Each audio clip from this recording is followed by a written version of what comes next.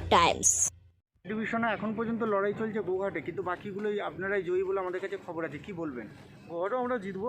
আমাদের সাব ডিভিশনে যে 4টে সিট আছে, 4টে সিটে বিজেপি জিতছে, আমি তা দেখে জেনে রেখে দিন। এবং ভাজপাময় গেরুয়াময় পুরো আরামবাগ সাব ডিভিশন দাদা, দেখা যাচ্ছে অন্য ক্ষেত্রে 210টার কাছাকাছি পেয়ে গেছে তৃণমূল।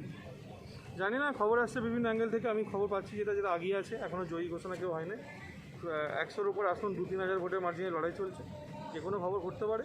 ঠিক আছে, গণতন্ত্রের জয় হবে, যারাই জিতবে ভালোভাবে সরকার চালাবে। ঠিক আছে, এটা আমরা তো আছি। আরামবাগ সাব ডিভিশনে জেতার কারণ কি বলবেন? দেখুন, আমরা আরামবাগ সাব ডিভিশনে যেটা করেছি, আমরা গ্রাউন্ড লেভেল এবং সাধারণ মানুষকে একটা জিনিস বোঝাতে সক্ষম হয়েছি যে ভারতীয় জনতা পার্টি পাচ্ছে।